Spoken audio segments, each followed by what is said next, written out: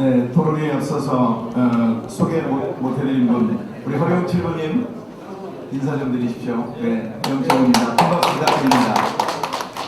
양미강 여성위원장님 모셨습니다. 양미강 여성위원장님, 네, 반갑습니다.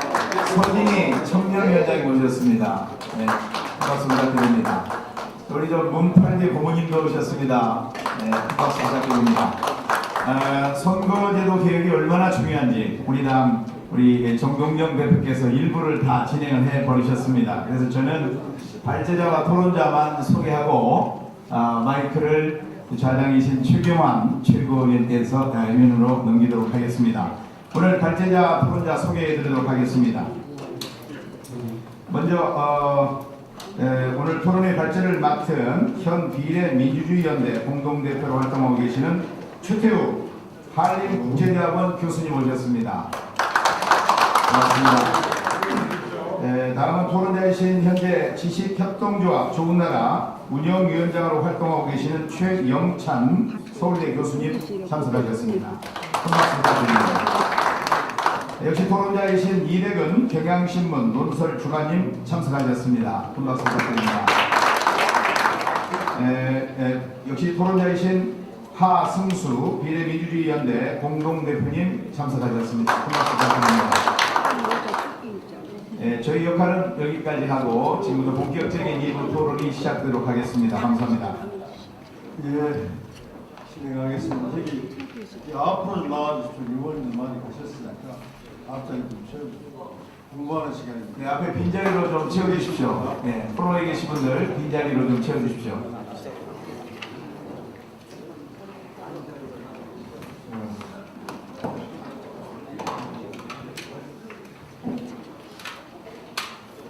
네, 오늘 이 토론회 원래는 우리 당의 선거제도 위원회 위원장을 맡으신 천정배 의원님께서 좌장하시는데 일정이 맞지 않았으니까 대신하게 됐습니다. 참석해 주신 여러분들 그리고 특히 발제와 토론을 맡아주신 여러 선생님들께 감사드립니다. 앞에서 이야기가 나왔습니다만은 8월 5일 민주평화당 전당대 이후에 정동영 당 대표를 비롯해서 지도부의 적극적인 문제 제기로 선거제도 개혁이 우리 정치권의 핫 이슈로 부각되었습니다. 지난 상반기 국회에서 계엄제가 국회의장을 비롯해서 많은 분들이 이야기했지만 무산되고 이보된 경험을 가지고 있는데 하반기 국회가 시작되고 있습니다. 우리상 의장님께서 계엄제에 대한 선거제도 개혁 문제에 대한 확실한 입장을 가지고 계시고 문재인 대통령도 마찬가지로 헌법 개정, 그래서 강화를 담은 헌법 개정안을 이렇게 제출하시기도 했습니다. 오늘 5당의 대표들과 중진들이 오셔서 이렇게 같은 방향에서 이야기하시는 걸 보고 상당히 의미 있는 결과를 낼 수 있다는 희망을 갖습니다. 그렇습니다. 아주 간단합니다. 표 얻은 것만큼 의원수도 가져가자 이겁니다. 상식입니다. 지금 이야기는 상식과 비상식 그 대결이라고 보는데 제가 이번에 지방선거 끝나고 부산에 갔더니 부산시의회 국회의원에만 해당되는 게 아닙니다. 부산시의회의 경우 더불어민주당이 48%를 얻었는데 의원은 78%를 가져갔습니다. 과반수도 얻지 못했는데 80% 의석을 가져갔습니다. 이게 현실입니다. 이게 민심을 그대로 시민들의 뜻을 그대로 반영한 내용이라고 할 수 있겠습니까? 우리 20대 국회의원 지역구에서 1등 당선자가 얻은 표는 비율은 당선된 의원들 표의 비율은 48%에 불과했습니다. 52%는 사표가 되어버렸습니다. 이게 올바른 선거 구제라고 할 수 있겠습니까? 그런 점에서 이번 이렇게 이제 많은 여론을 되면서 뜨거운 이슈가 되고 있습니다. 저는 아까 앞에 하신 분 중에 우관영 대표께서 양심 이런 이야기까지 하고 그러셨는데 문희상 의장께서 이런 말을 하셨어요. 노무현 대통령을 따르는 사람이 지금의 선거구제를 고집하는 것은 좀 이상한 사람들이다. 양심보다 험한 말 하셨어요. 좀 이상한 사람들. 그래서 더불어민주당에서도 많은 분들이 선거구제 개편을 찬성하시지만 이번에 확실한 태도와 입장이 있어야 될 거라고 생각해서 오늘 토론회가 그런 뜻과 방향을 모으는데 기여하는 토론회가 되었으면 좋겠다는 생각이 들고요. 최태욱 교수님께서 오늘 딱 주제에 맞는 주제를 말씀하시면서 선거제도 개혁 연대를 제안한다 이런 주제를 말씀하셨는데 혹시 다음에 이렇게 발표해달라고 요청을 받으셨어요? 네. 오늘 주제에 딱 떨어지는 주제를 준비해 오셨기 때문에 혹시 대표님 달리 먼저 말씀하시고 계신가요? 네. 그러면 먼저 최태욱 교수님께서 15분, 20분 말씀하시고 토론자분들 한 18분 하시고 4시 전까지 끝내도록 하겠습니다. 먼저 최태욱 교수님의 발표를 듣도록 하겠습니다. 네, 감사합니다. 최태욱입니다. 저는 이거 대통령 보시면 아시겠지만 제 글은 논문도 아니고요. 설명이 필요한 어려운 글도 아닙니다. 길지도 않습니다. 제가 5, 6분 정도 읽겠습니다. 선거제도 개혁연대를 제안합니다. 지난 8월 5일 민주평화당의 새 당대표로 정동영 의원이 선출됐습니다. 그 직후 오늘까지의 그분 행적을 보시면 아시겠지만 정동영 대표는 선거제도 개혁에 전념하기로 작정하였습니다. 정치권의 환경과 조건도 그 어느 때보다 좋습니다. 바야흐로 선거제도 개혁의 때가 무르익어 가는 것 같습니다. 이 호기를 놓치면 안 됩니다. 정경희 대표도 누차 강조하였지만 이제 뜻을 같이 하는 원내 정당들이 선거제도 개혁연대를 결성해야 합니다. 그래서 하루라도 빨리 인식 그대로 선거제도가 도입돼야 양극화 심화, 비정규직 노동자와 영세 자영업자의 급증, 청년의 불안과 좌절 등과 같은 우리나라의 심대한 사회경제 문제들이 근본적으로 해결될 수 있습니다. 지역주의와 맞물려 작동하고 있는 지금의 승자독식 선거제도로는 노동자, 소상공인, 청년 등을 위한 경제의 민주화도 복지국가의 건설도 불가능합니다. 4년마다 한 번씩 총선이라는 이름으로 전국 각 지역구에서 벌어지는 1등 뽑기 게임의 승자는 대부분 해당 지역을 대표하는 거대 정당 후보입니다. 지역적 인기가 높거나 지역적으로 튼튼한 사람은, 그래서 그 지역에서 1등으로 뽑힐 만한 사람은 대개 그런 정당에 속해 있기 때문입니다. 말하자면 이른바 영남당이나 호남당 같은 지역 기반 거대 정당이 지역구 선거를 휩쓸기 마련이라는 겁니다. 이런 상황에서는 사회경제적 약자 집단의 정치적 대표성이 제대로 보장될 리가 없습니다. 생각해 보십시오. 경상도 지역에서 영남당 후보를 밀치고 1등을 할 수 있는 소상공인 대표 정당의 후보가 얼마나 있겠습니까? 전라도 지역에서 호남당 후보를 이길 수 있는 노동자 대표 정당의 후보는 또 얼마나 있겠습니까? 청년당이 있다면 그 당의 후보는 과연 다를까요? 다를 리가 없습니다. 비정규직 노동자, 소상공인, 청년과 같은 경제적 약자들은 강력한 사회 집단을 형성하기도 힘들지만 설령 그런다 한들 정치적 대표성까지 충분히 확보할 가능성은 거의 제로에 가깝습니다. 그런 사회경제적 약자 집단을 대표하는 군소정당 후보들이 지역 기반 거대 정당의 후보를 누르고 어떻게 대거 1등으로 당선되어 국회에 진출할 수 있겠습니까? 결국 사회경제적 약자들은 정치적으로도 약자일 수밖에 없는 게 지금의 현실입니다. 바로 약자의 과소대표 문제입니다. 약자들은 수만 많을 뿐이지 힘은 없습니다. 그러니 정치적 대표성도 확보하지 못한 그들에게 누가 최선을 다해 그들이 원하는 경제 민주화와 복지 강화를 위한 법과 정책과 제도를 만들어주겠습니까? 노동자, 소상공인, 청년 등의 사회경제적 약자를 대표하는 유력 정당들이 입법부와 행정부에 상시적으로 포진해 있도록 해야 합니다. 그래야 그 정당들이 약자를 위한 법과 정책과 제도를 수립하고 집행해 갈 수 있습니다. 그때 비로소 약자의 정치가 펼쳐지는 겁니다. 소선거구 1대표 중심의 현행 승자독식 선거제도를 각 정당의 득표율에 비례하여 의석을 서로 나눠가는 권력 공유 선거제도로 바꾸면 사회경제적 약자를 대표하는 유력 정당들이 부상할 수 있습니다.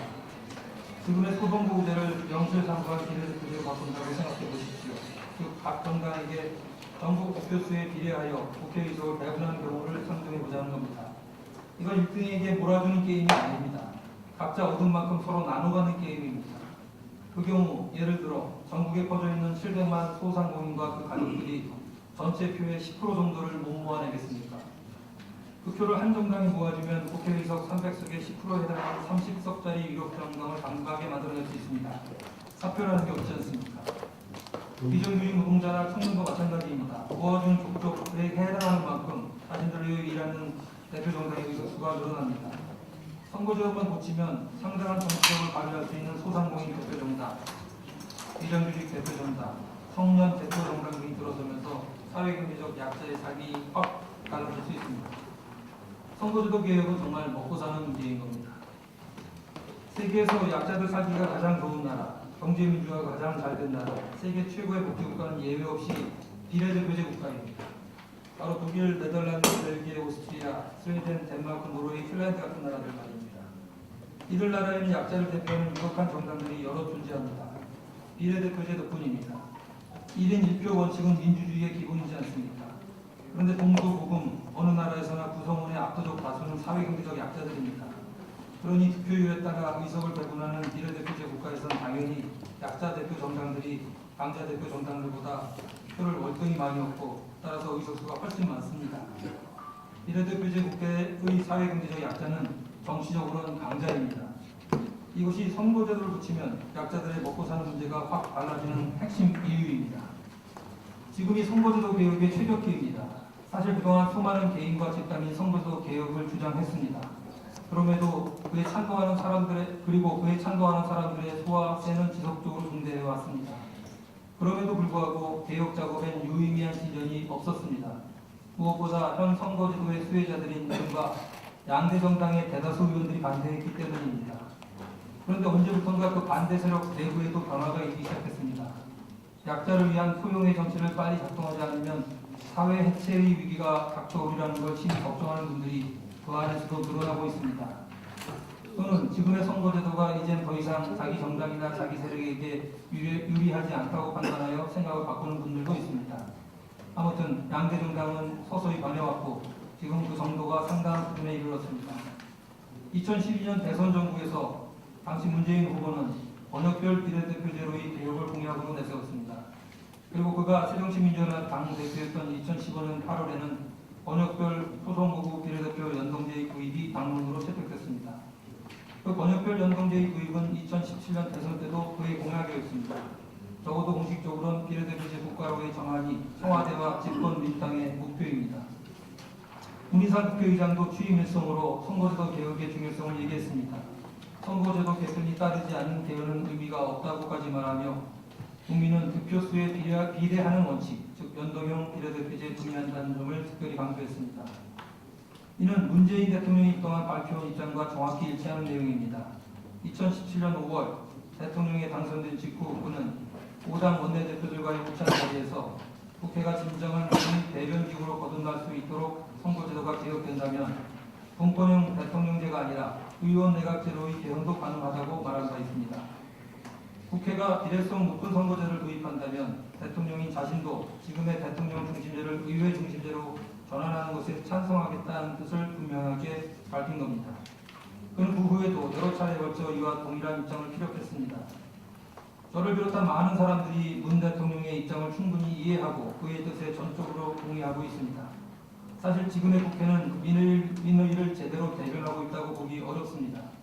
무엇보다 우리 사회의 압도적 다수를 구성하는 비정규직 노동자, 소상공인, 청년 등의 사회경제적 약자들은 하루하루를 살아내기가 어려워 불안과 공고 속에 허덕이고 있는데 막상 국회 안엔 그들을 대표하는 정당과 정치인이 별로 없기 때문입니다. 영남당과 호남당은 있을지언정 유력한 비정규직 노동자 정당이나 소상공인당은 없는 게 사실이지 않습니까? 의회 중심제로 가고자 한다면 국회가 먼저 우리 사회 구성원들의 선호와 이익, 갈등과 대립 양상을 있는 그대로 반영할 수 있는 제1기구로 바로 서야 합니다. 그러기 위해선 주요 사회경제 집단의 정치적 대표성이 두루 보장되는 선거제도가 필요합니다. 그래야 국회가 현실 사회의 축소판 혹은 소우주로 구성될 수 있기 때문입니다. 결국 선거제도의 개혁으로 국회가 진정한 민의 대표기구로 거듭나야 그 국회를 중심으로 하는 권력구조가 제대로 작동할 수 있다는 겁니다. 선거제도의 개혁이 공권형 권력구조의 개편보다 앞서 이루어져야 하는 까닭입니다.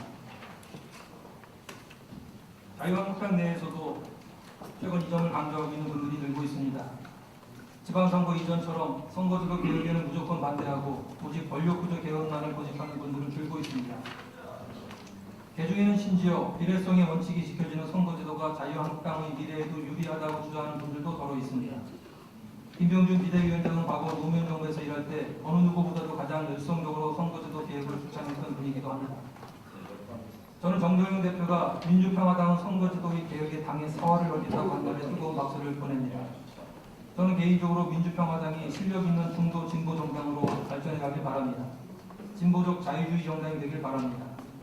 소상공인 대표 정당이 될 수도 있다고 봅니다.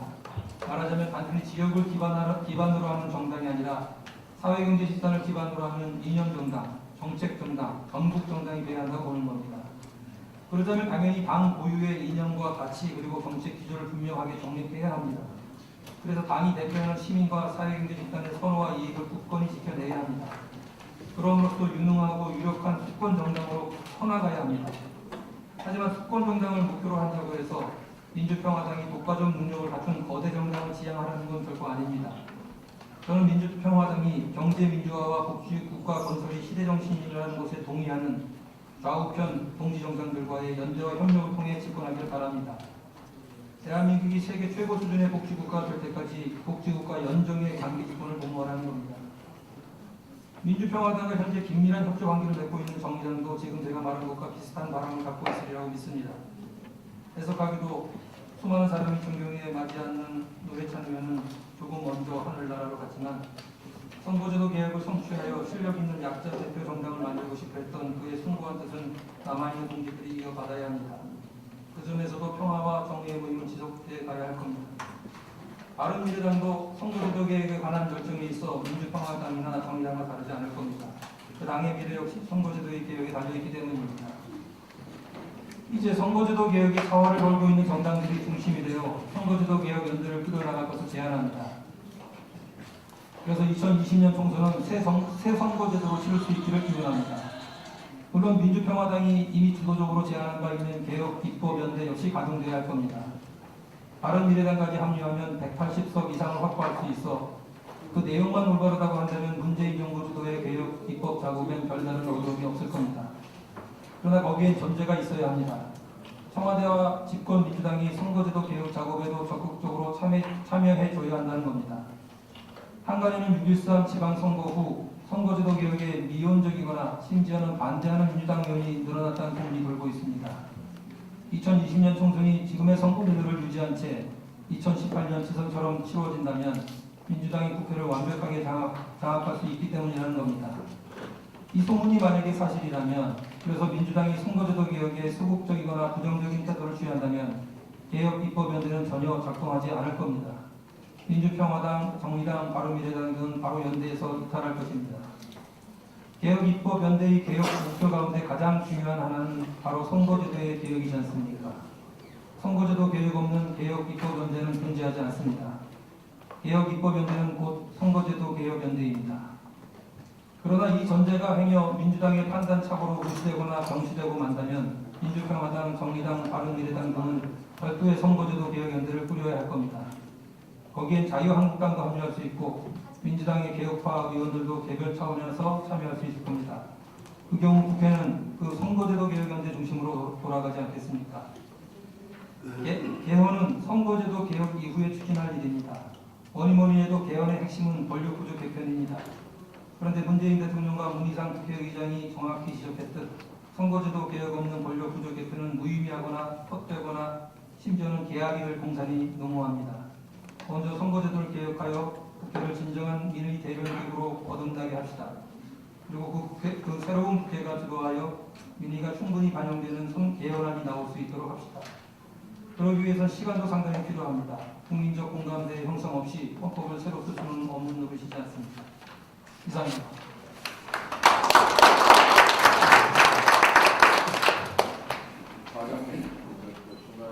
네,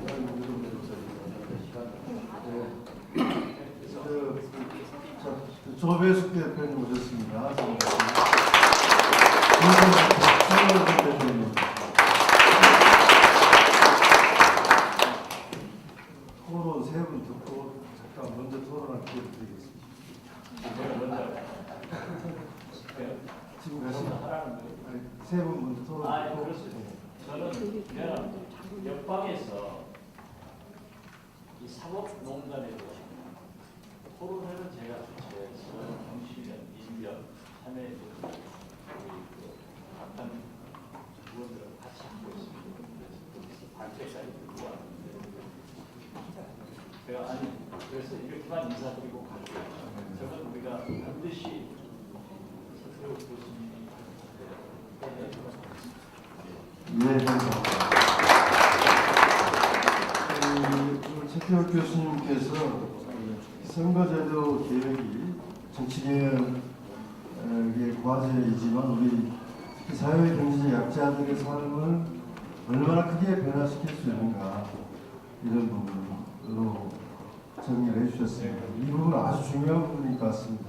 우리가 국민들에게 설명할 때도 중요한 부분인 것 같습니다. 특히 또 우리 민주평화당에 대한 조언 감사드리고요.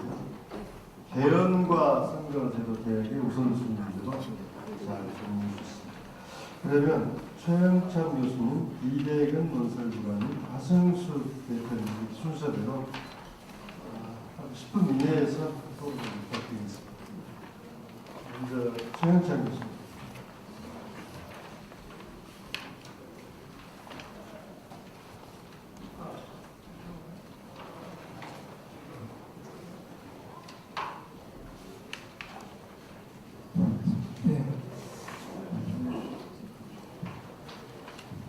예, 반갑습니다.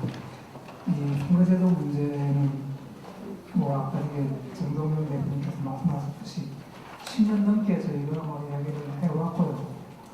또 저희가 2013년에 저희 지식협동조합 좋은 나라를 이제 창립을 해서 벌써 이제 5년 반 정도 지났는데 그동안 가장 많이 했던 토론회가 이 선거제도 개혁입니다.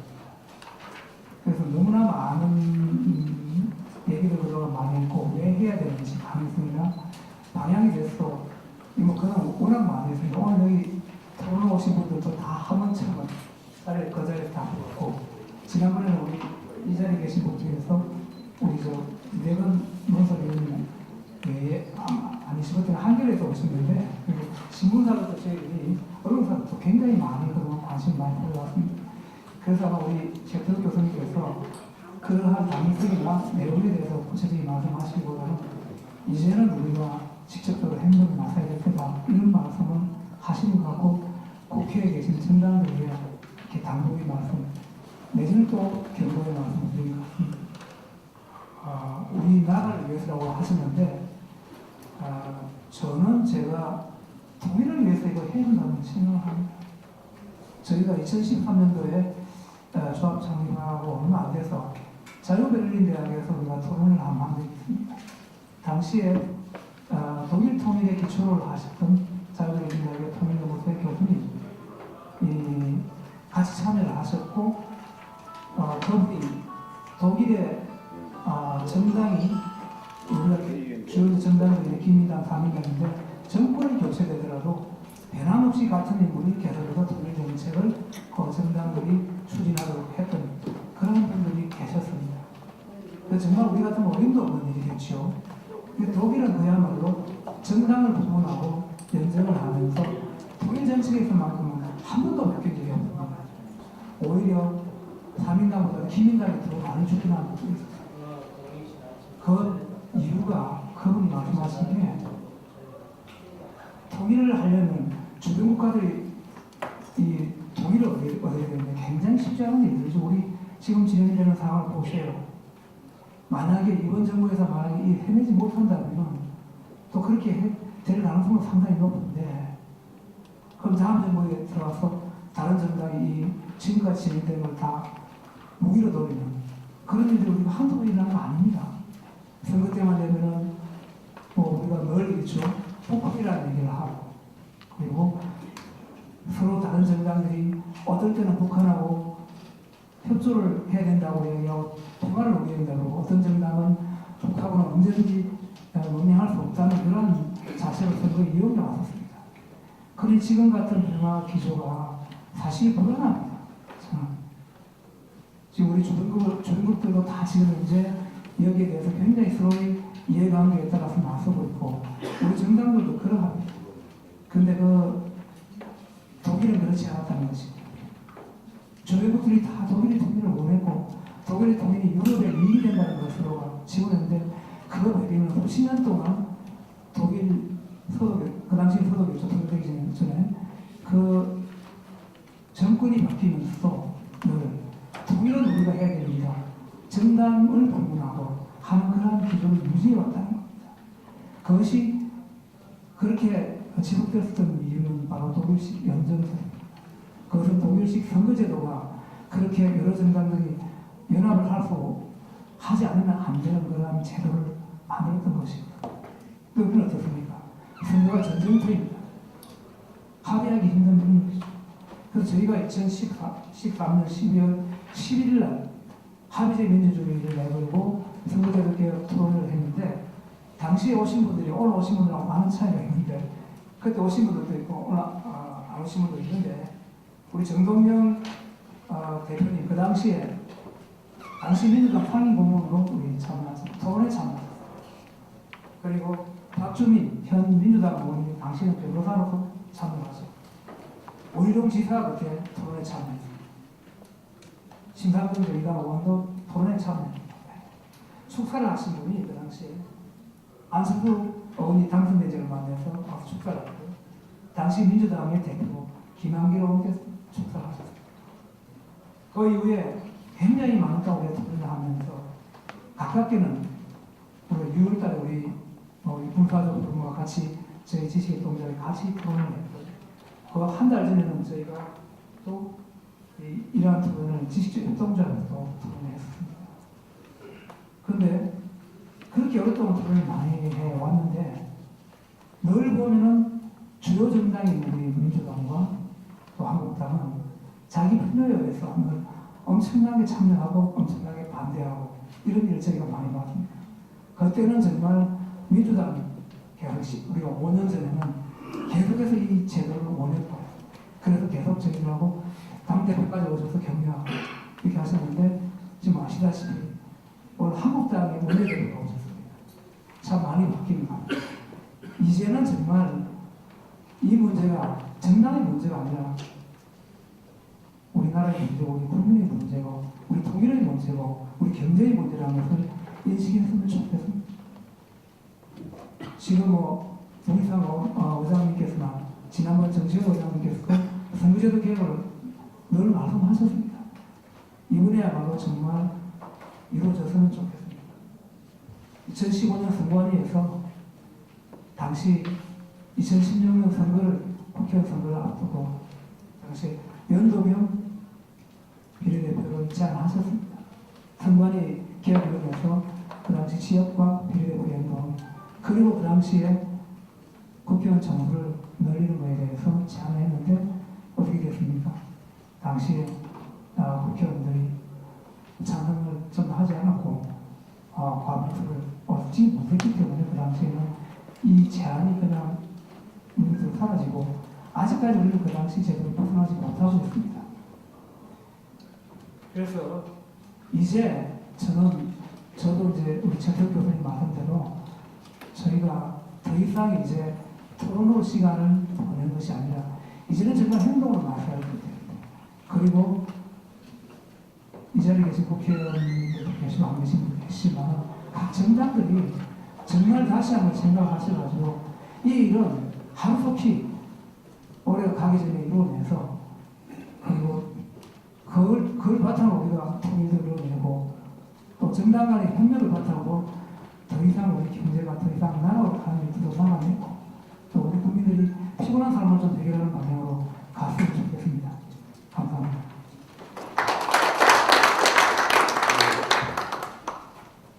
네, 고맙습니다. 다음은 경향신문의 이대근 논선 주간으로 들어오도록 하겠습니다.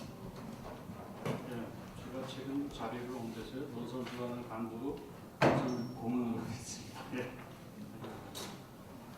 최태호 교수님 발표하신 거 100% 찬성합니다. 발표하기 전에 5개 정당 대표분들 나와서 한마디씩 하셨는데 미묘한 차이도 좀 보이는 게 있고요. 지금 선거제 개혁의 새로운 상황과 개헌과 이제 연계할 것이냐 말 것이냐 문제가 있는 것 같습니다. 각 당의 입장도 조금 미묘한 차이가 있습니다. 근데 왜 개헌을 선거와 연관시키는지 이건 좀 예외적인 일인데요. 서로 상관이 없는 일입니다. 선거제 개혁은 의원들이 합의해서 법률을 바꾸는 것이고 헌법은 보다 더 높은 차원의 사회 규범을 만드는 것인데 다만 지난번에 이제 개헌 논의가 이제 활성화되고 선거제 개혁 방향 길을 잃고 합의하기 어렵고 그런 상황에서 이제 개헌 논의에 편승해서 개헌 논의가 개헌 문제가 가능성이 높아지니까 그런 헌법 조문의 한 줄을 넣는 걸 계기로 선거제 개혁을 확산시켜보자는 이제 그런 취지로 상황적인 요인으로 개헌과 선거제가 연관되었던 거죠. 원래는 상관이 없이 추진되었던 것입니다. 그런데 지금 선거제 개혁 얘기를 하면서 개헌과 연계를 시키겠다고 한다면 개헌은 일단 무산이 됐고 언제 다시 재개될지 알 수 없는 문제인데 거기에 선거제하고 연계가 돼 있다라고 하는 것은 아무 상관없는 걸 억지로 다시 연결시켜서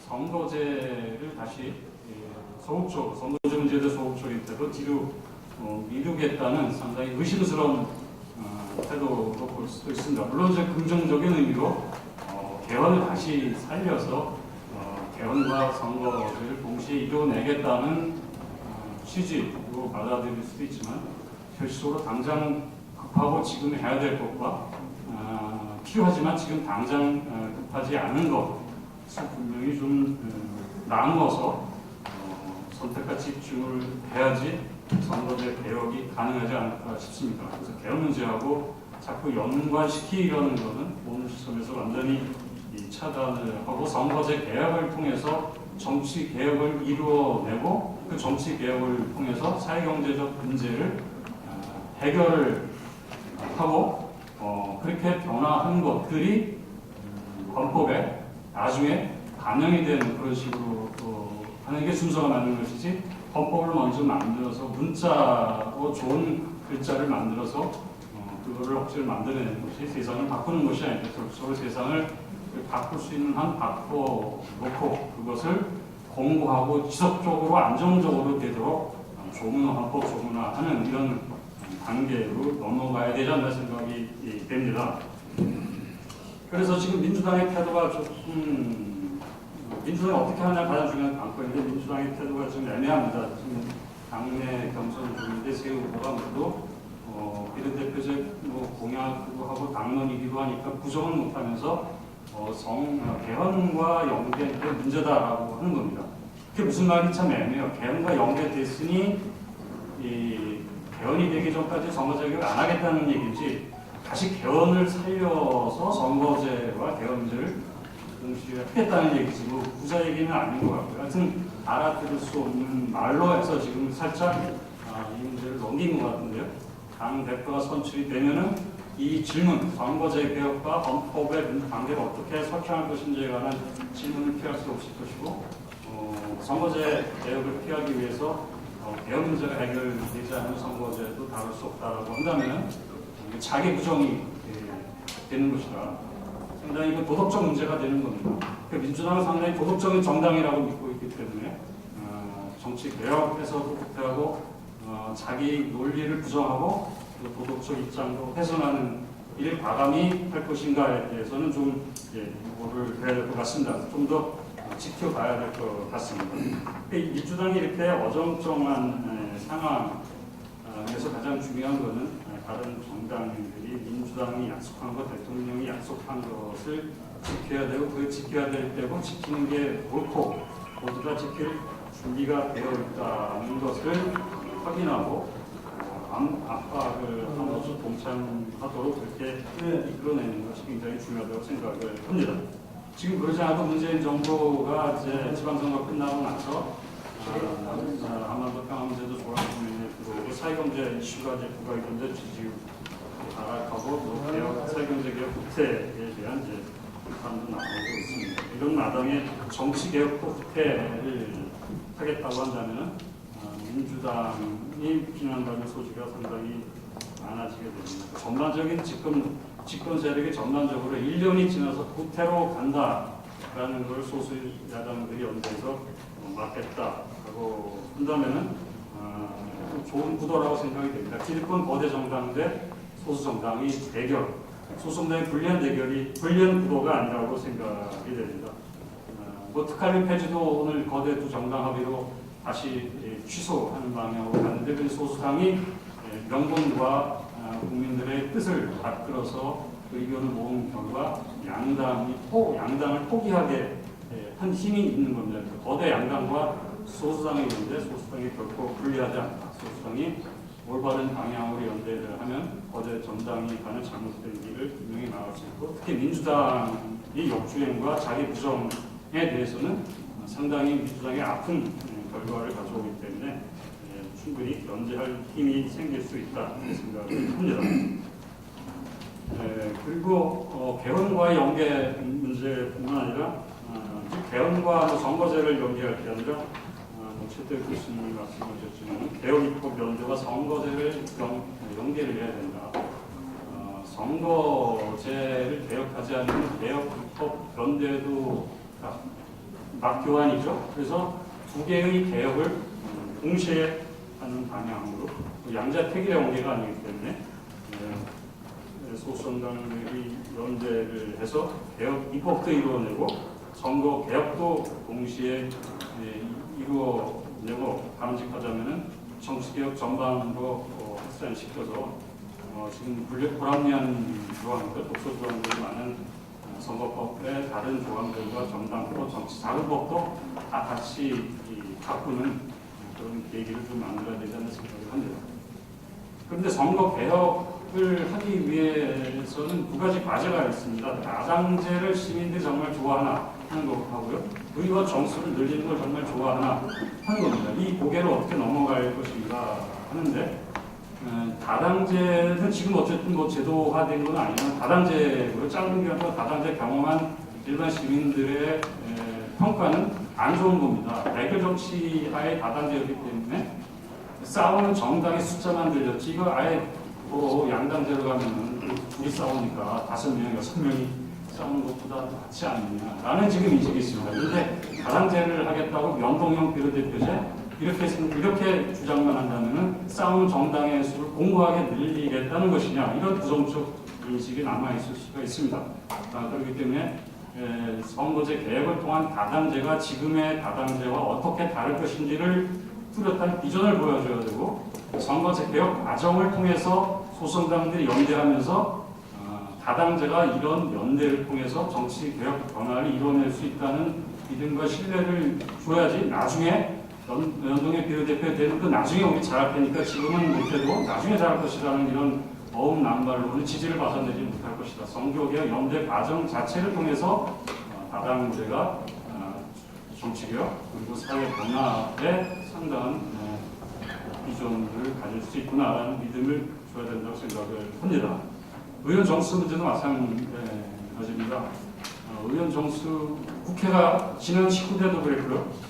20대 국회 와서도 지금 뭐 문재인 정부로 교체됐지만 아무것도 한 게 없는데 아무것도 한 게 없는 국회의 의원 수를 더 늘려야 된다는 것. 그리고 나중에 의원 수를 늘려주면 좋은 일 하겠다. 지금은 좋은 일 못하지만 이렇게 믿지 못할 약속을 통해서는 의원 정수 확대 문제를 해결할 수 없다고 생각을 합니다. 지금 당장 개혁입법연대와 선거연대 그리고 국회가 많은 성과를 내는 과정을 통해서 국회가 말하자면 사회 변화와 개혁에 일정한 성과를 낼 수 있다는 걸 동시에 보여주면서 의원 정수를 늘려야 낼 당위성을 얘기해야지 지금 대결 상태가 아무것도 생산하지 못한 국회를 그대로 놔둔 채 이 제도만 바꾸면 좋은 세상이 오고 국회가 갑자기 착해져서 일을 잘할 것이다 라는 약속을 달리지는 않을 거라고 생각을 합니다.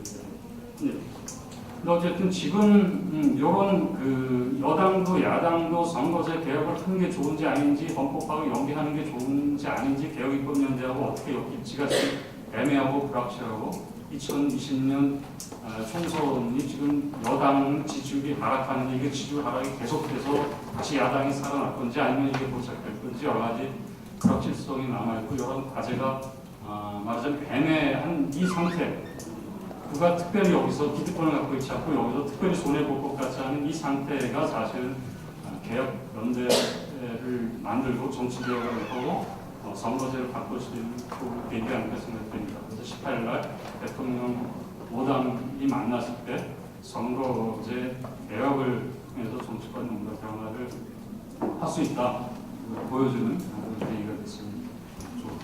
이상입니다.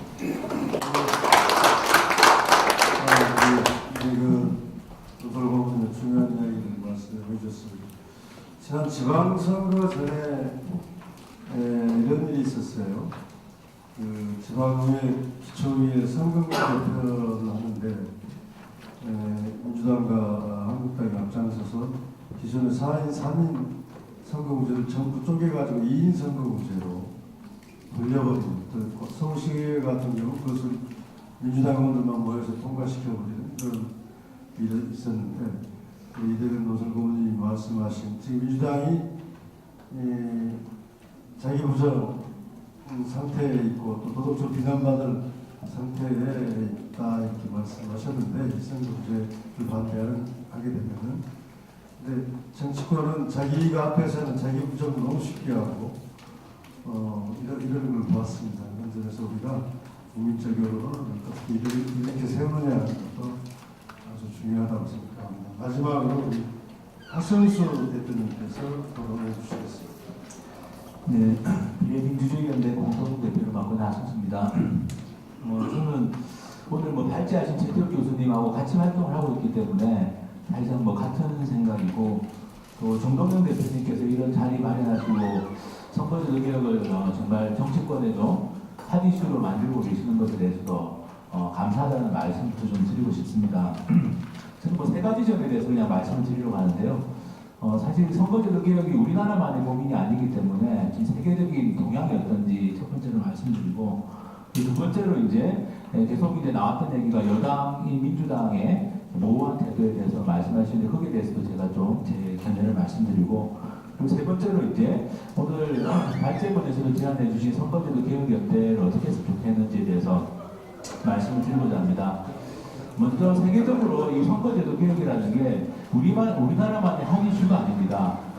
사실은 1990년대 동유럽이 민주화되는 과정에서 다 선거제도를 다 나름대로 다 채택을 했었고요. 그리고 지금도 소위 말하는 정치 선진국이라고 하는 나라들도 지금도 계속 선거제도를 손보고 있습니다. 예를 들어서 캐나다가 지금 캐나다 총리를 하고 있는 저스틴 트루도 총리가 2015년 캐나다 총선 당시에 선거제도 개혁을 공약으로 내걸고 총선에서 승리해가지고 총리가 됐는데 문제는 이 캐나다 저스틴 트루도 총리가 총리가 되기 전에는 아주 멋있게 이야기를 했습니다. 이 나쁜 승자 독식의 선거를 치르는 마지막 선거가 되게 하겠습니다. 이게 트루도 총리의 2015년 총선 공약이었는데요. 근데 거기도 우리하고 똑같더라고요. 거기도 막상 되고 나니까 마음이 바뀌어가지고 말을 바꿨습니다. 말을 바꿔가지고 캐나다는 지금 국가적인 차원의 선거제도 개혁은 원래 지금 총리가 약속했던 바인데 안 지키고 있는 상황인데요. 근데 캐나다에서 최근에 변수가 하나 생겼습니다. 올해 10월 달에 캐나다 브리티시 콜롬비아주라고 캐나다에서도 가장 살면이 높은 주입니다.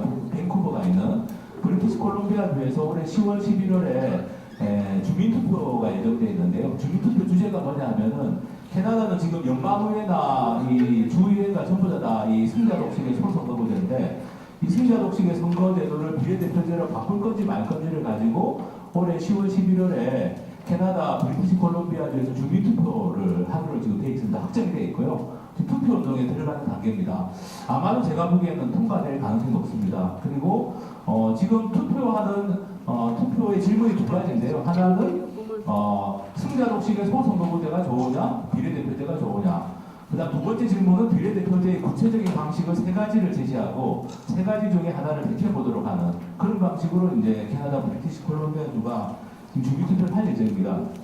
그 중에 하나가 오늘 우리가 많이 논의하고 있는 독일식 번화편 비례대표제라고도 부르고 연동형 비례대표제라고도 부르는 독일식 제도가 들어가 있고요. 그 세 가지 대안은 공통점은 뭐냐면은 다 표의 등가성은 다 지켜주는 겁니다. 어떤 형태로든 간에 받은 정당이 받은 표대로 나눠 가지는 건 똑같은데 그걸 독일식으로 하느냐 아니면 좀 새로운 방식으로 하느냐 그 차이만 좀 미세한 차이만 있을 뿐인데 그런 부분까지도 다 주민들에게 직접 물어보는 식으로 캐나다 브리티시 콜롬비아주가 아마 결정하게 될 텐데 이게 결정이 되면 아마 캐나다 전국적인 영향을 줄 겁니다. 말씀드린 것처럼 캐나다 총리가 선거 때는 선거제도 개혁을 약속하고 됐는데 지금 말을 안 지키고 약속을 안 지키고 있는 상태이기 때문에 아마 올해 이 브리티시 콜롬비아주가 선거제도 개혁에 성공을 하면 그러면 캐나다 국회의원 선거제도도 아마 저는 바뀔 가능성이 높다고 보고요. 캐나다는 흔히 우리가 알고 있는 정치 선진국이고 복지도 잘 되어 있는 나라입니다만 그런 나라도 지금 선거제도 개혁을 가지고 이렇게 고민을 하고 있습니다. 그리고 이탈리아 같은 경우가 작년에 이탈리아의 주요 정당들이 작년 6월 달에 합의를 봤습니다. 우리도 독일식 비례대표제로 가자라고 이탈리아의 주요 정당들이 합의를 봤는데 막상 국회에서 투표를 할 때 배신표가 나왔습니다. 그래서 통과가 안 됐어요. 통과가 안 돼서 지금 이탈리아 선거제도는 독일식 비례대표제는 아니지만 그래도 좀 바뀌었습니다.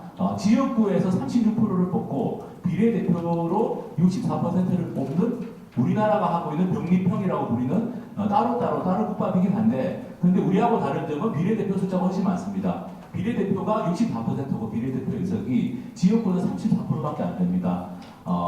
물론 이제 독일식으로 바꿨으면 더 좋았습니다. 더 좋았는데 독일식으로 바꾸는 것은 작년에 이탈리아 국회에서 막판에 통과가 안 돼가지고 지금 말씀드린 것처럼 36대 64 정도로 비례대표 의석을 과반 이상으로 하는 방식으로 일단 절충을 해놓은 상태고 이탈리아도 저는 결국에는 독일식으로 가게 될 거라고 저는 보고 있습니다. 그래서 말씀드린 것처럼 캐나다, 이탈리아 이런 나라들도 지금 선거제도 개혁을 가지고 고민을 하고 있고 프랑스는 지금 마크롱 대통령 공약이 지금 프랑스는 비례대표라는 것 자체가 없는데 지금 5분의 1 정도는 비례대표 의석을 만드는 게 마크롱 대통령이 최근에 발표한 정치개혁 방안입니다. 그래서 이렇게 전 세계적으로도 선거제도 개혁은 뜨거운 저는 감자라고 생각하고 한국이 어쨌든 세계에서 민주주의라든지 여러 측면에서 주목을 받고 있는 나라이기 때문에 우리나라가 독일식 연동형 비례대표제로 바꾼다라고 하면 저는 전 세계적으로도 아마 엄청난 의미를 가진 사건으로 저는 인정을 받을 수 있을 거라고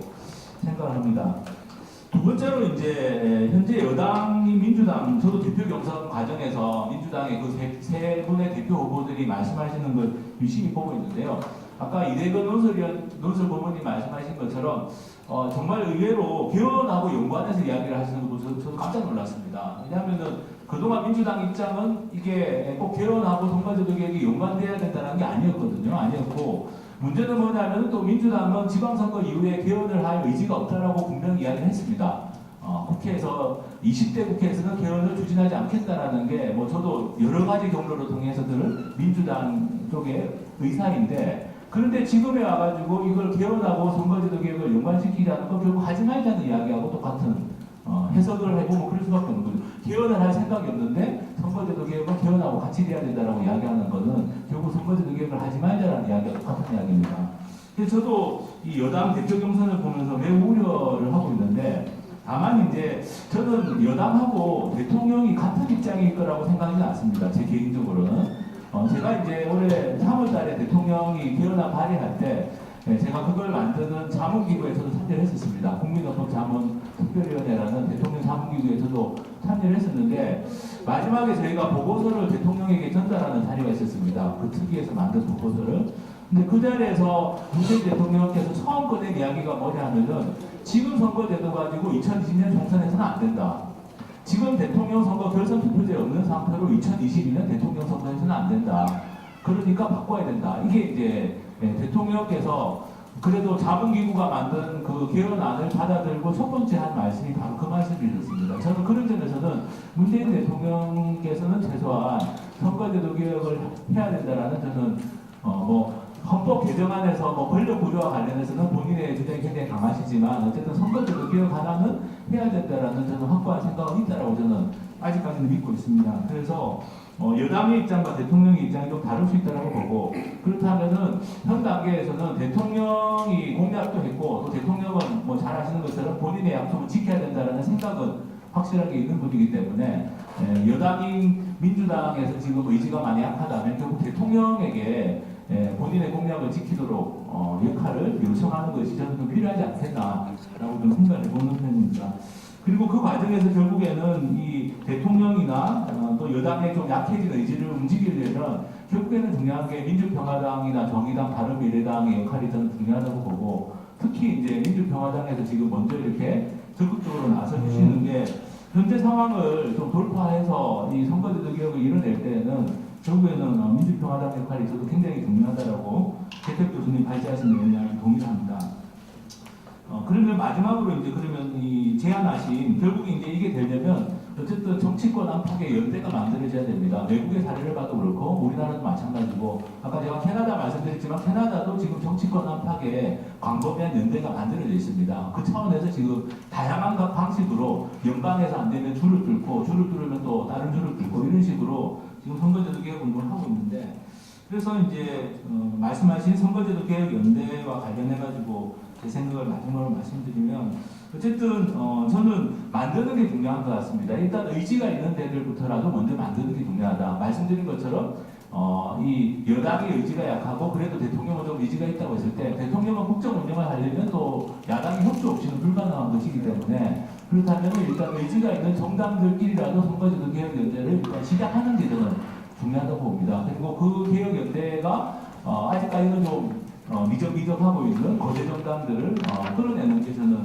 중요할 거라고 생각하고 시민사회는 나름대로 올해 하반기에 이걸 반드시 좀 통과를 시키는 게 필요하다고 생각하고 저희도 저희 나름대로 시민사회 차원에서도 지방선거전에 정치개혁 공동행동이라는 연대기구를 만들었는데 이걸 해소하지 않고 유지하면서 상설기구화해서 올해 하반기 최대한 힘을 좀 집중하는 걸로 저희가 의견들을 모아나가고 있습니다. 그래서 정치권 바깥의 시민사회에서는 그래도 양대 노총, 민주노총, 한국노총과 다양한 분야의 시민단체들이 정치개혁 공동행동으로 다시 좀 움직이기 위해 가지고 준비를 하고 있기 때문에 정치권 안에서 제안하신 선거제도 개혁연대가 만들어지고 시민사회하고 좀 협조하면서 국민들 여론을 만들어 나간다면 저는 하반기에 뭔가 우리가 돌파구를 만들 수 있을 거다라고 생각을 합니다.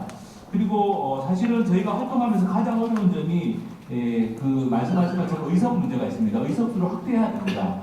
저는 어제 그 정동영 대표님께서 언론 인터뷰하신 거 보고 저희 생각과 똑같다라고 저는 생각했는데요. 지금 시민사회에서는 의석 확대가 필요하기 때문에 360석으로 늘리자는데 합의를 봤습니다. 주요 단체들끼리 합의를 봤고 어제 정동영 대표님께서 어제 언론 인터뷰하시면서 353으로 가자. 현재 지역구 253 그대로 놔두고 비례대표 100석에서 353으로 가자라고 이제 저희하고는 7석밖에 차이가 안 나기 때문에 거의 뭐 일치된다고 보고 하여튼 저희도 360석으로 늘리고 그 대신에 국민들이 싫어하는 게 국회의원 특권 문제이기 때문에 특권을 줄이고 의석을 늘리는 그 방법으로 저희가 설득을 해 나가자. 그래서 360석으로 가면 그러면 기존의 지역구 국회의원들 같은 경우도 반대하실 이유가 없다. 그렇기 때문에 좀 그 방안으로 강하게 좀 이렇게 단일화해가지고 좀 밀었으면 좋겠습니다. 그래서 그걸 정치권 안과 정치권 바깥에서 같이 이야기해 나가면서 올해 하반기에 반드시 좀 관철시켰으면 좋겠고 사실은 이제 저는 개인적으로 이게 시민사회단체가 국회 안에 들어와서 할 수 있는 게 별로 없습니다. 이 국회 출입도 자유롭지 않기 때문에 그래서 저희가 뭐 국회 정문 앞에 텐트라도 쳐야 된다라고 생각하고 있었는데 정동영 대표님께서 어제 인터뷰하신 걸 보니까 선거제도 개혁을 위한 연대 사업, 뭐 사무국 같은 걸 만드시겠다는 말씀도 어제 이런 인터뷰에서 해서 우리가 천막 안 쳐도 될 수도 있겠구나라는 생각했는데 어쨌든 이게 저희도 옛날에 국회 방지법이라든지 좀 아주 그 첨예한 법들을 입법시키는 과정에서 시민단체들이 국회에 와가지고 굉장히 많은 활동을 했습니다. 이번에도 좀 그렇게 해야 되겠다고 생각하고 있고 그리고 광화문에 뭐 촛불 들고 모였던 시민들이 저는 다 흩어진 건 아니라고 생각합니다. 그분들이 지금 한국 정치가 어떻게 바뀌는지를 계속 유심히 보고 있기 때문에 그분들이 앞으로 필요하면 국회에 앞에 와가지고 만병도 하고 힘도 실어주고 이렇게 하는 게 가능하지 않을까 싶고 어쨌든 최대한 좀 힘을 모아서 꼭 이걸 올해 하반기에 이뤄냈으면 좋겠습니다. 감사합니다. 네, 말씀 감사합니다. 네, 특히 캐나다나 이탈리아, 프랑스, 다른 나라의 그런 선거구리 대표를 둘러싼 동향으로 소개해 주셨고, 특별히 정치권 움직임과 함께 시민사회의 각오, 이것도 같이 말씀해 주셨습니다. 토론 진행하는 과정에 선거개혁에 가장 앞장서 활동하시는 민주당의 박영선 의원님입니다. 토론에 들어가겠는데 먼저 우리 조배수 의원님과 박영선 의원 두 분께 지정 토론을 좀 부탁드리겠습니다. 소감과 함께 말씀해 주시죠. 네, 잠깐만 제가 의사 진행 발언을 하나 말씀드리면 의사 진행이 아니고 박영선 의원님은 토론 발언이 아니라 사실상 더불어민주당의 대표성을 가지고 아까 그 양심에 해당되지 않는 부분이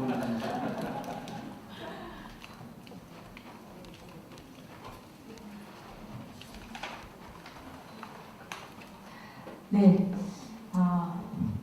오늘 좋은 말씀 잘 들었습니다. 특히 최태우 교수님께서 아주 발제를 잘 해주셨습니다.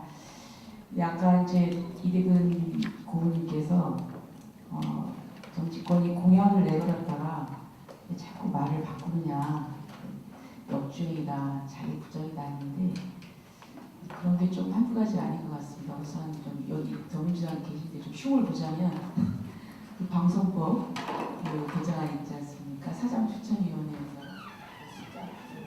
그것도 사실은 그 더불어민주당이 야당일 때는 굉장히 주장을 하다가 지금 여당 되니까 그냥 그대로 하는 게 그 자기 당이 유리하니까 개정에 좀 굉장히 소극적이더라고요. 이런 부분이 사실은 이제 우리 국민들이 좀 실망하는 부분이죠. 그런데 저는 그 민심 그대로의 선거 제도가 저는 여기서 또 우리 민주평화당의 그 희망을 좀 본 것이 아까도 말씀하신 대로 중소자영업자, 소상공인 그 인구가 지금 600만 이상인데 그분들이 자기 이익을 대변하면 그 목표로 투표를 했을 때 10%만 잡아도 300명 중에 30명이 나온다. 좀 교섭단체는 너끈하게 나오거든요. 그렇다고 하면은 저희가 지금 이 교섭단체 때문에 지금 상당히 고민스럽게 지금 그런 상황인데 그래서 저는 민주평화당 입장에서는 정말 꼭 선거제도 개혁을 해야 되겠다 이런 생각을 좀 하게 됩니다. 근데 가장 중요한 것은 어떤 것이든 좋은 것이 어떤 좋은 것도 실제로 이루어져야 된다고 생각합니다.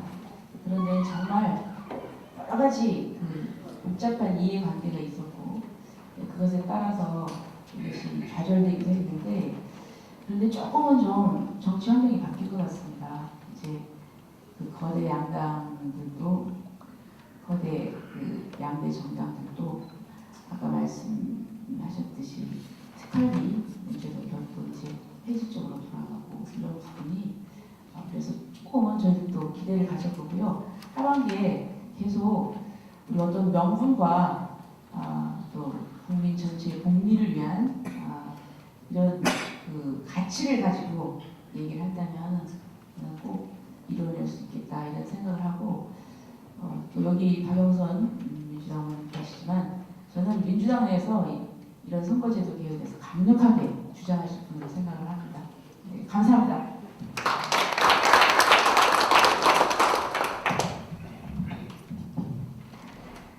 네, 먼저 그 정동영 대표님 당선 축하드리고요.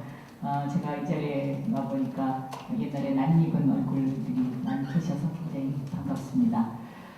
저는 선거제도 개혁과 관련해서 그동안에 제가 주장해왔던 것은 그 오픈 프라이머리 제도입니다. 그래서 그 미국식 오픈 프라이머리, 다시 말하면 그 여야가 같은 날 같이 그 미리 한번 그 선거 예비 선거를 통해서 후보를 뽑고 그리고서 이제 결선 투표를 하자. 이제 이것을 계속해서 지금 몇 년째 주장을 하고 있는데 그것을 주장한 이유는 공천권을 당대표나 당에서 받지 않고 국민들에게 돌려주자라는 의미로 제가 그 주장을 계속 해왔었습니다.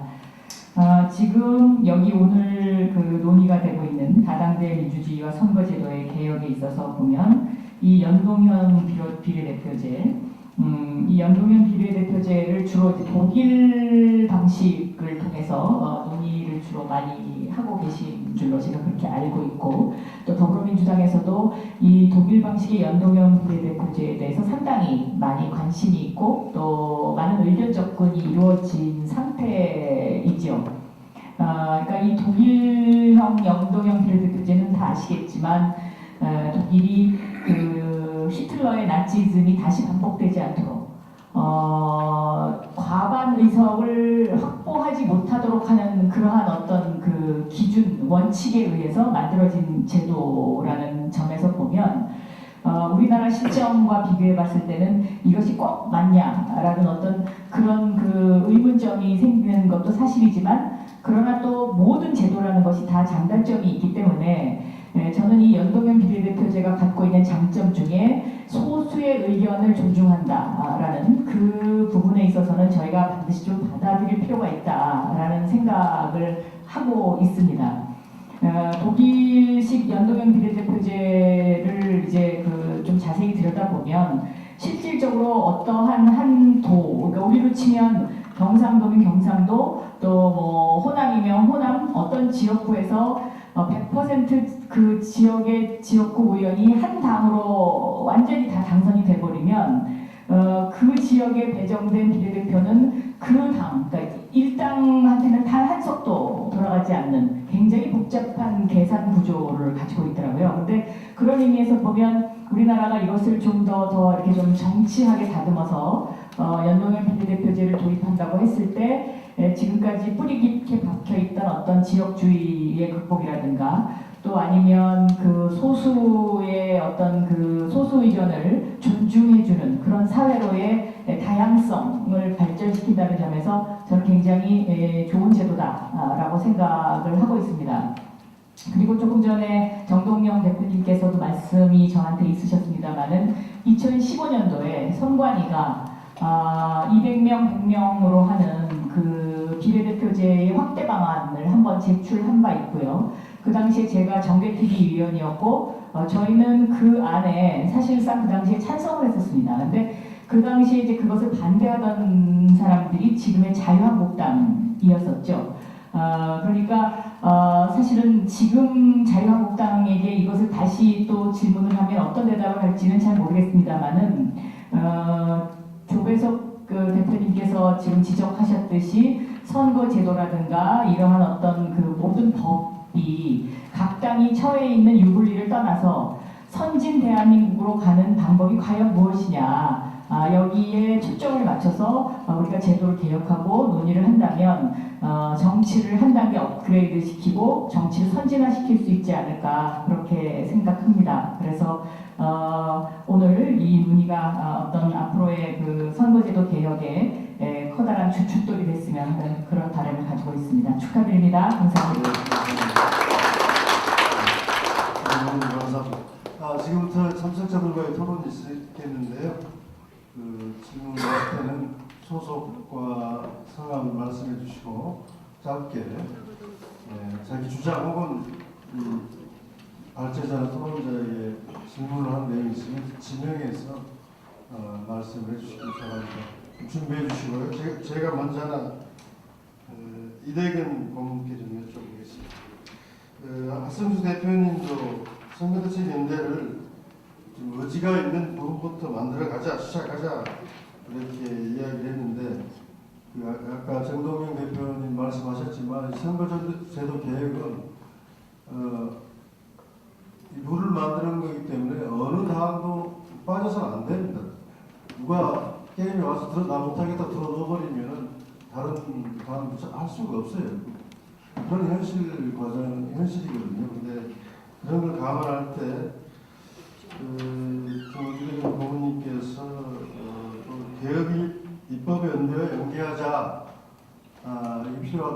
말씀하셨는데 개혁입법연대는 개혁입법 해나가는 그런 정당들의 다수를 확보하는 노력으로 일부 당만 확보가 되지만 선거제도 개혁은 다수당, 전체 당을 이렇게 외연을 확대해야 될 문제가 되거든요. 그래서 이 충돌이 있을 수밖에 없는데 어느 쪽이 방점을 찍느냐에 따라서 완전히 방향이 틀려져 버릴 수 있거든요.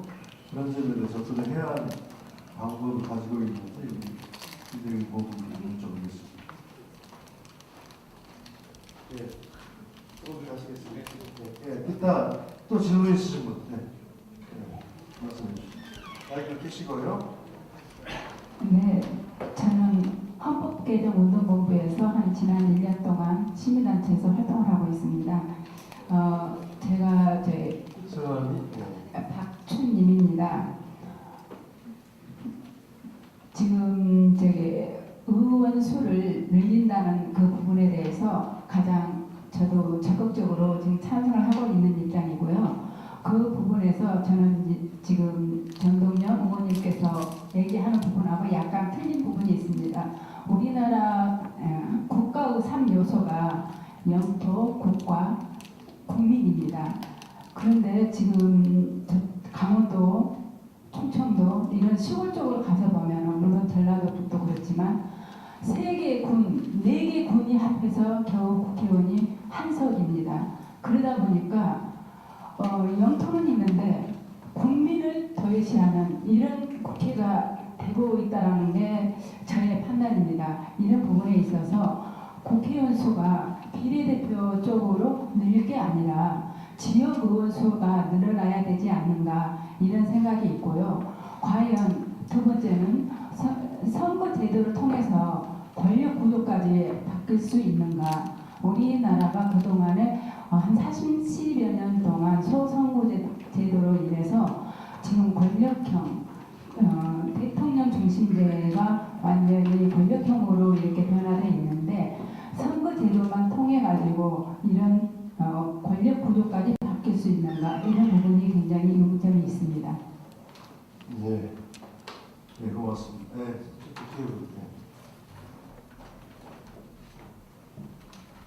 정성태라고 합니다.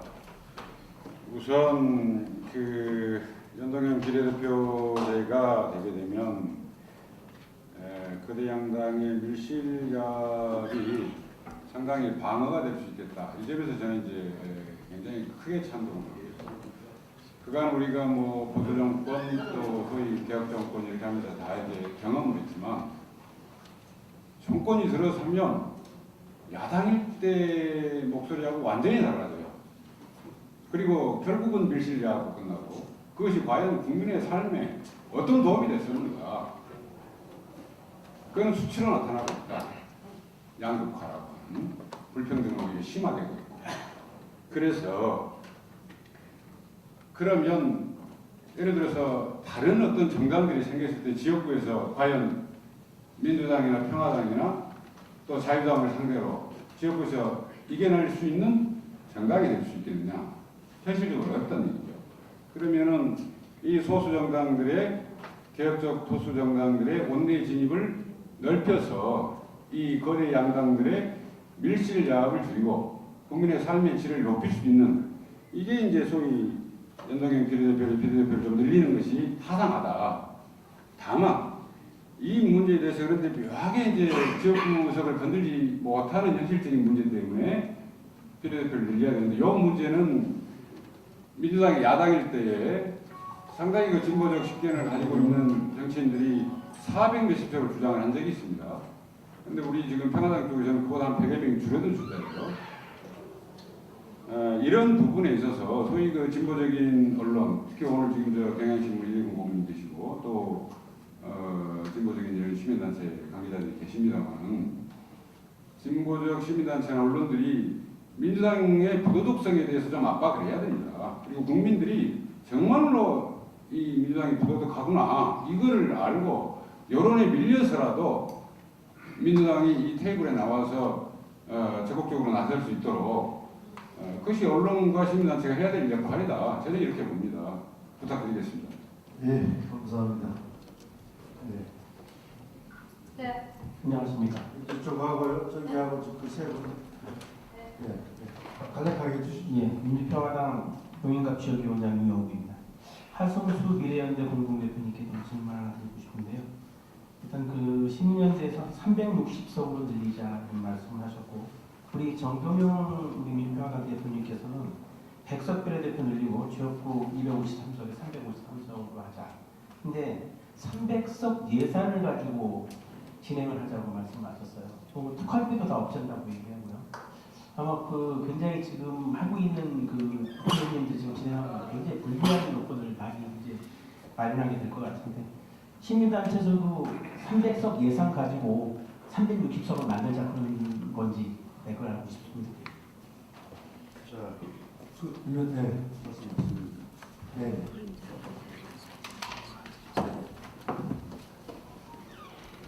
그리고 마지막으로 저기 서 계신 분, 마이크를 들이 앞으로 오세요.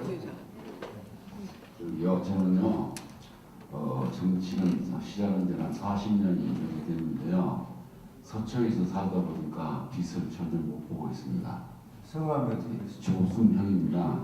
그래서 정동영 의원님도 강남에 나왔다 실패한 일도 있고, 전정기 의원님도 강남에서 실패한 성과 실패한 일이 있고, 그 다음에 민주당 더불어평민당 때부터서 유명한 사람들이 여러 분이 나와서도 성공한 일이 한 번도 없습니다. 그래서 비례대표제가 지역에 따라서 안 되는 당이 있어요. 비례대표가 아니 지금 저기 출마해가지고 당선이 안 돼요. 그래서 비례대표를 그렇게 안 되는 지역으로 보내갖고 할 수 있도록, 전라도는 전라도로 지금 또 한나라당이 안 되니까 그렇게 하고, 또 경상도 호남당이 안 되니까 그렇게 하고, 서초 같은 데도 강남이나 서초도 그렇게 생각합니다. 그런 제도를 좀 고쳐서 좀 안 되는 지역에도 그 당 대표가 평은 나오는데 국회의원이 당선이 안 돼요. 네? 네, 그러니까 그런 제도를 좀 바꿔줘서 됐으면 좋겠어요. 네, 감사합니다. 고맙습니다. 그럼 저는 마지막 그 위원장님하고 먼저 하세요. 네. 큰 목소리로 하십시오. 좋습니다. 네, 여기서 할까요? 네, 여기 잠깐. 네, 이쪽으로 와서 하십시오. 네. 네. 안녕하세요. 저는 송파에서 22년째 관광 홍보대사로 있는 김영미라고 합니다. 이명박 대통령 때 제가 중국 유학 시절에 제 꿈이 있었어요. 88년 한국 올림픽 때 제 큰아이가 뱃속에 있어서 제 꿈을 이루지를 못했어요. 그래서 그 2008년도에서 IOC 위원장이 2008년도 베이징에서 열린다라고 했을 때, 그럼 우리나라에서 이루지 못하는 내 꿈을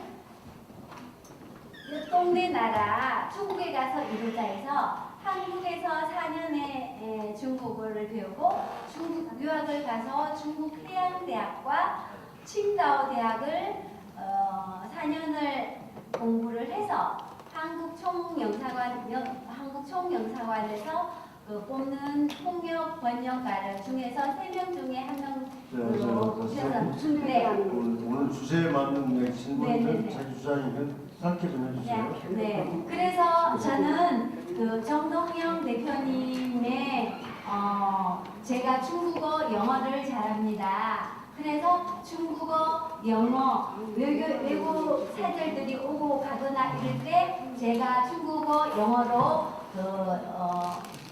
인터프리터, 네, 통번역 가이드를 자원봉사로 해드리고 싶습니다. 감사합니다.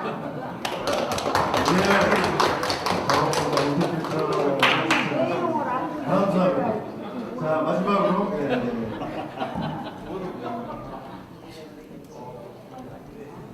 신경도 안 받고. 자, 마지막. 네, 민주평화당 김포시 지역위원장 담당하는 박채수입니다. 저는 그 질문에 말씀드리고자 하는 게 아니고요. 간단하게 제가 아르헨티나 선거제도, 국회의원 선거제도에서 잠깐 소개하겠습니다. 아르헨티나는 우리나라와 마찬가지로 대통령 책임제 국가입니다. 그리고 인구는 한 4,900만 명, 우리보다 1000만 명이 적죠. 그런데 그 나라는 양원제를 채택하고 있습니다. 양원제 여러 가지 이제 우리 한국에서 가지고 있는 지역주의라든지 또는 우리가 주장하는 그 비례대표의 보강 문제 이런 것을 장점을 가지고 있는데 상원은 어떻게 구별이 되냐면 24개 중에서 한 주에 3사람씩 뽑습니다. 3사람 뽑으면 선거 때 제1당에 2명을 주고 제2당에 1명을 줍니다. 예를 들어서 영남의 그 경상남도에서 상원을 뽑는다 그러면 제1당인 뭐 자유한국당에 2명을 주고 두 번째 당인 우리 민주평화당에 1명을 주는. 현재 반대로 호남에서는 그 민주평화당이 2석, 자유한국당이 1석 이렇게 해서 전국적으로 봐서 균형을 이루는 그런 상원 제도를 하고 있는데 그 상원의 인구수가 저기 그 아주 갈라파테 같은 그 주에는 20만 명이고 부에노스아이레스는 1000만 명이 넘는데 똑같이 각 지역에 균등하게 3사람씩 준다는 거. 그래서 그 등과성은 아니지만은 지역에 균등하는 그 상원을 배치한다는 겁니다. 근데 그건 뭐 특별한 게 아니고 우리 하원의 경우에 4,300만 인구에 253명이 정원인데요. 거기 정원 중에서 우리 예를 들어서 한국어, 서울, 경기, 강원, 충청, 전남북, 경상 각 지역별로 인구 비례화 지역의 특성을 살려서 총 그 인원 숫자를 지정해 줍니다. 253명을 균등하게 나눠서 해 주는데 그게 예를 들어서 경기도에 그 50명이다. 그렇다면 바로 그 경기도 그 자체에서 완전한 비례대표제를 그 실시합니다.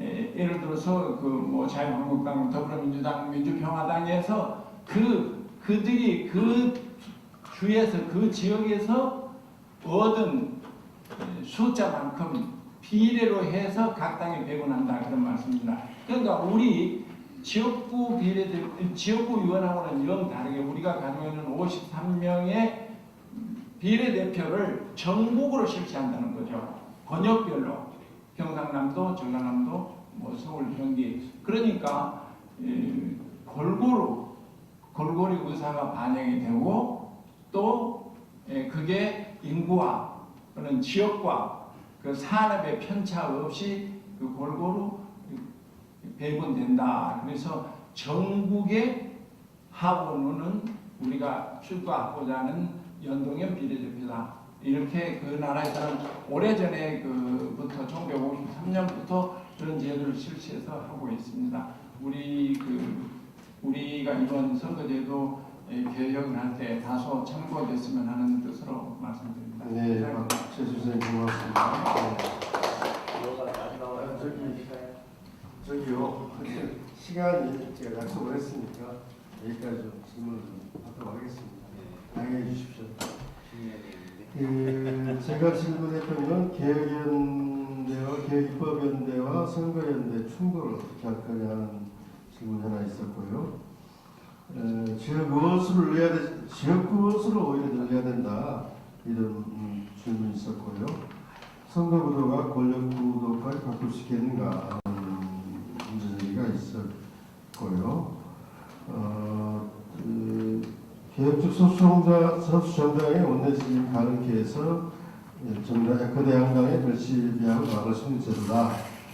특히 이것을 위해서 민주당의 그 어정쩡한 태도를 언론들이 좀 구도적으로 압박을 해줘야 된다는 주장도 있었고, 하승수 대표님께는 300석 예산으로 360석에 하는 제안에 대해서 어떻게 생각하냐 이런 얘기 있었고요.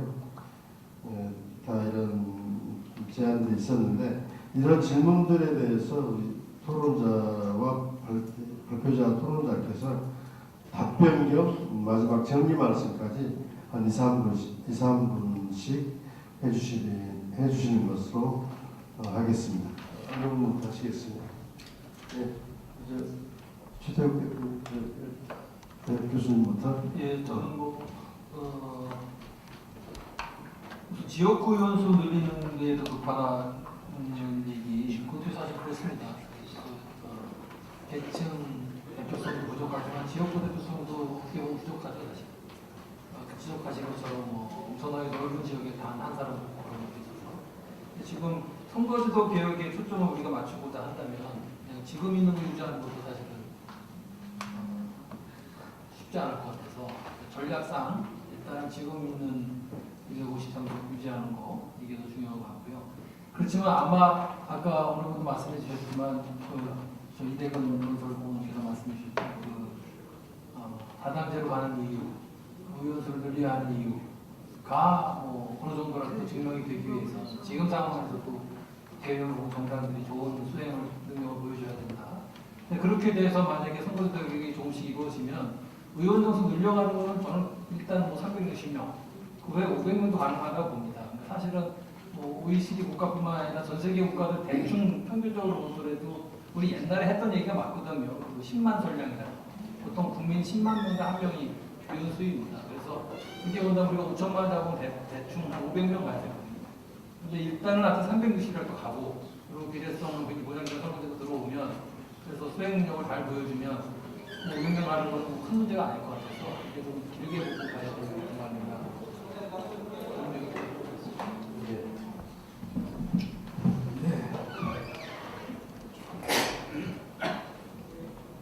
네.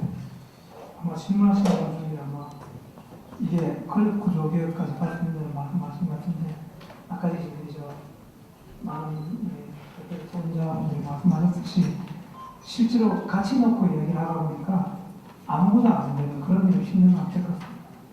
일단은 선거제도 개혁을 먼저 하고 또 선거제도에 맞는 권력 구조는 그 이후에 하는 것이 지금 현재 선거제도 가지고 이 선거로 뽑힌 국회의원들 가지고 권력구조 개혁을 얘기하면 늘 말씀하신 대로 상업화는 끝나는 그래서 늘 개헌이 뒤로 밀려나는 것이죠. 그러니까 일단 개헌 전에 할 수 있는 선거제도 개혁 그것이 먼저 아닌가 생각을 하고 그 다음에 또 지역의 문제를 좀 이렇게 표현하기 좀 했으면 좋겠다는 얘기는 사실은 연동형 비례대표제에서도 우리가 권역별 비례대표제를 가능할 수 있는 그런 부분이 있거든요. 이 부분은 오늘 저희가 깊이 있게 제도나 방법에 대해서 이야기하지 않았고 그것은 향후 아마 국회에서 이런 문제를 논의하고 또 시민단체나 위원회에서 이런 얘기를 할 때 반영이 될 거라고 생각을 합니다. 그래서 그런 부분은 당연히 저희가 반영이 될 수 있는 그러한 제도를 갈 것이라고 생각을 합니다. 네. 그 선거개혁연대와 개혁연대를 연대하는 문제가 좀 복잡한 게 있습니다.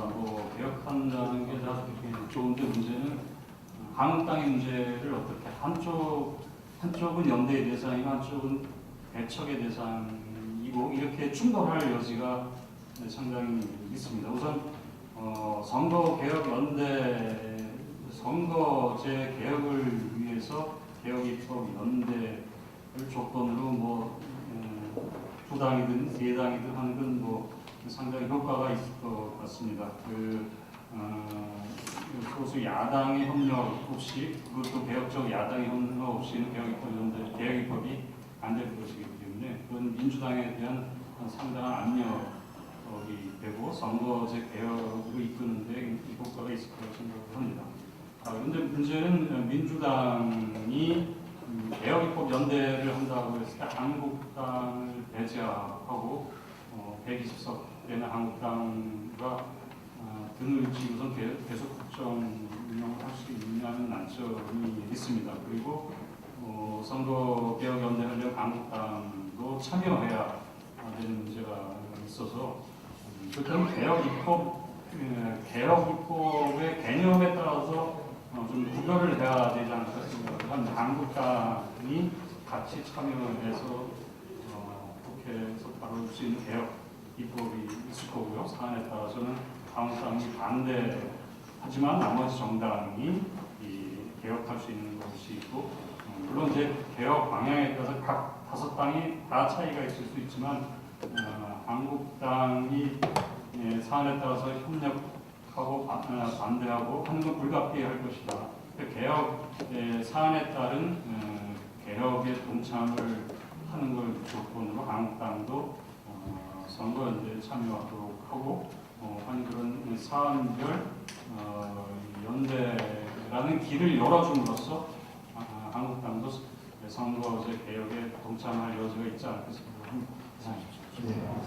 네, 뭐 간단하게 말씀드리겠습니다. 뭐 시민단체들도 많은 토론인데 입장이 그 정동영 의원님 대표님 말씀하신 입장과 같습니다. 현재 국회 예산을 유지한 상태에서 360으로 늘리는 것에 대해서는 국민들도 동의할 수 있을 것이고 그게 불가능하지 않다. 국회 예산을 개혁하면 현재 6천억 정도 되는데 6천억 정도 가지고 360명 규모의 국회를 운영하는 것도 충분히 가능하다. 물론 그러려면 이제 국회에서 좀 뼈를 깎는 이 자기 개혁을 하긴 해야 됩니다. 뭐 개인 보좌진 숫자를 좀 줄이고 공동 보좌진을 늘린다든지, 또는 뭐 국회의원 세비도 좀 줄인다든지, 또는 뭐 특활비라든지 여러 가지 문제성 항목들을 좀 대폭 축소하고 개혁하는 것을 해야 되지만, 그렇게 한다면은 뭐 6천억 가지고 충분히 360명 유지하는 게 가능하다고 저희는 분석을 했고요. 그래서 성동영 대표님 말씀하신 거하고 같은 입장입니다. 현재 국회 예산 유지한 상태에서 국회 의석을 뭐 353에서 360으로 늘리는 것에 대해서는 국민들도 반대할 이유가 하나도 없다. 실제로 제가 대중 강연을 많이 하러 다니는데 강연할 때 말씀드리면 다 찬성하세요. 그것만 된다면 반대할 이유가 없다. 주권자인 입장에서는. 그래서 저는 뭐 어제 그 말씀하신 그런 기조로 나가도 괜찮지 않을까 싶습니다. 예, 어떻게 오늘 여러분들 만족하셨습니까? 그 정동영 대표님 마무리 말씀 듣기 전에 참석해주신 모든 분들 감사드리고, 우리 토론과 발표와 토론에 참여해주신 분들 감사드립니다. 저희 당에서 전당대회 이후 최대 과제로 선거구제 개표 문제를 이슈화하는 데 성공을 시켰습니다. 꼭 이번에 결실을 맺어야 됩니다.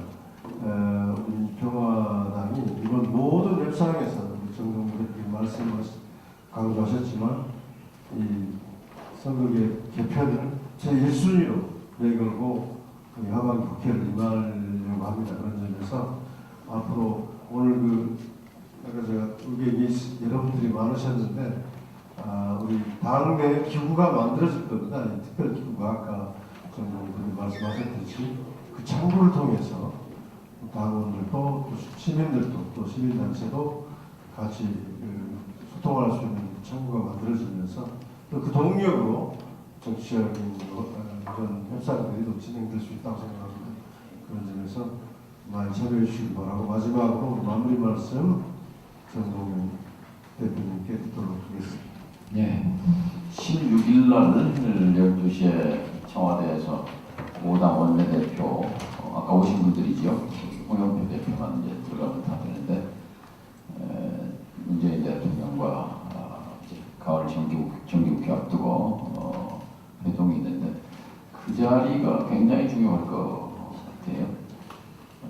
이대건 의원님 컬럼 하나 써주시면 좋겠네요. 바로 16일 5당 대표와 대통령 그 자리에서 개혁입법에 협조해주라 뭐 이런 얘기 대통령이 하고 뭐 이런 남불리나 다양한 이슈가 올라오겠지만, 가장 핵심적인 주제는 선거제도 개혁이어야 한다. 그렇게 회동하기도 쉽지 않거든요. 그 자리에서 합의가 되면 역사적 전환이 일어나는 거거든요. 그러니까 오늘 이 자리에 사실상 홍영표 대표가 지방에 갔기 때문에 대신 참석하신 거지만 5당이 다 모였잖아요. 5당 원내대표가. 그러니까 그 자리에서 문재인 대통령이 좀 이걸 주도하고, 또 이제 우리 평화당의 장병환 대표가 적극적으로 우리 입장을 설명하면서 그 자리에서 뭔가 정말 역사적 합의가 일어나도록 추동을 좀 해야 되겠다, 그런 말씀을 드리고, 우리 하승수 대표께서 텐트 진단 말씀하셨는데, 그 텐트를 국회 안에 저희들이 만들겠습니다. 그러니까 연구소를 지금 민주평화정책연구원인데 선거제도 개혁연구소로 개칭을 하고 뭐 절차가 있습니다만 그다음에 그 연구소 산하에 선거제도 개혁 연대 사무국을 설치해서 그것은 원외 정당들 또 지식인 청년 시민사회 플랫폼으로 개방하고 물적 인적 자원 저희가 제공하고 이렇게 해서 그걸 텐트로 쓰시면 될 것 같다 이렇게 생각을 합니다. 오늘 이렇게 거물들이 오시니까 학계를 대표해서 우리 최영찬 교수님, 언론에 또 우리 이대건 전 고문님, 시민사회 하성수 대표님, 또 발제 맡아주신 최태욱 교수님, 지난 10수년 비례대표, 비례민주주의를 위해서 글도 쓰시고 행동하시고 많이 하십니다. 오늘 처음으로 좀 의미 있는 출발이 된 것 같아요. 5당 연대를. 지난번 2달 전에 이 자리에서 토론을 했을 때 그때 제가 부탁을 드렸는데 제가 당대표가 되면 선거제도 개혁 그 참의원 맡아주시기로 했잖아요. 그래서 오늘부로 선거제도 개혁 연구소에 참의원 우리 최영찬 위원님, 이대근 위원님, 하성수 위원님 이렇게 입장을 부탁드립니다.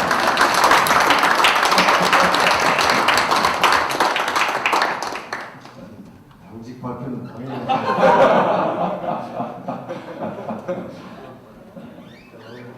네. 자, 여러분들 2시간 동안 참 고생 많으셨습니다. 유익한 토론회 또 선거제도 개혁과 관련한 아주 뜻깊은 토론회였다고 생각합니다. 자, 참석해 주신 여러분 모두 수고하셨습니다. 감사합니다.